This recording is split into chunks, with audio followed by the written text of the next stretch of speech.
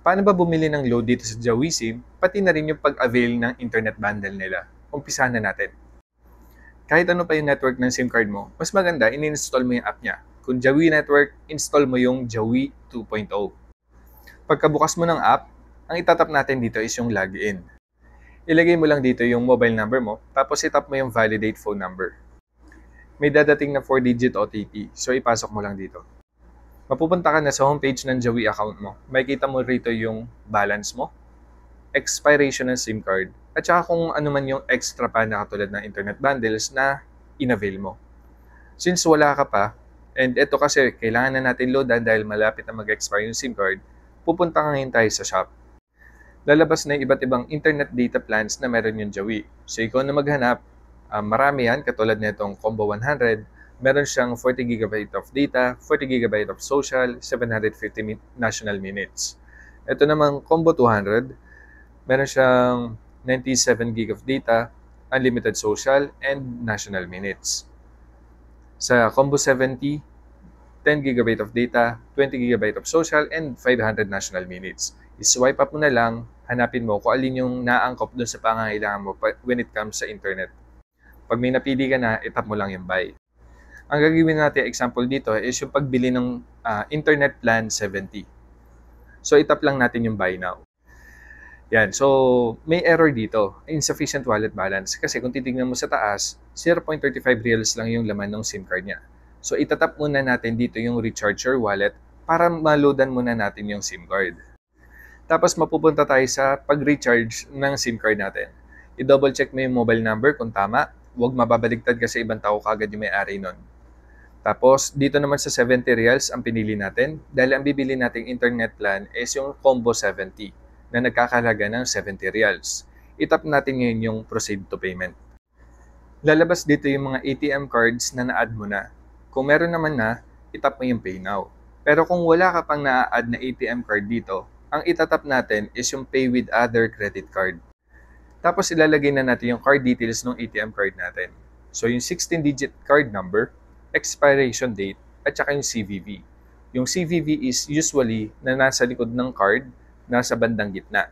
Tapos yung name on card naman, kung ano yung nakasulat na full name mo dun sa ATM card mo, yun yung ilalagay natin dito. I-highlight mo na lang din yung save this card para next time mapagbibili ka ng internet combo ulit or internet plan, is ito na yung gagamitin natin card. Mabilis yung magiging process. Tapos, ito lang yung breakdown sa ilalim. Kung magkano yung babayaran mo para mabili yung Combo 70 na internet plan. So, 70 reals yung halaga ng Combo 70, pero hindi pa kasi kasama yung tax. So, 10.5 reals yung tax. Bali, ang actual na sisingilin sa ATM card mo is 80.5 reals. Pag okay na sa'yo yan, itap mo lang yung agree to pay now. Next naman yan is maglo-load yung isang page. Hindi ko kasi nakuha na ng screenshot. May darating sa yung OTP, ipasok mo lang doon. Tapos, proceed mo lang. Pag natap mo yung proceed, so ganyan yung mangyayari, bine-verify na lang ng bank, tapos magpo-proceed na yung payment. Tapos, ayan na, naging successful yung pag-recharge natin sa SIM card natin ng 70 reals. Itap mo na lang muna yung go back to checkout. Bali dun sa kaninang ginawa natin, is yun yung process para maloadan yung SIM card. So, ito naman is para mabili na natin yung Combo 70 na internet plan. So, ayan yung breakdown. Combo 70, ang halaga is 70 reals. Tapos, itap lang natin yung pay now. Tapos, ayan, na-avail na natin yung internet plan Combo 70. So, itap mo lang yung go to Jawi.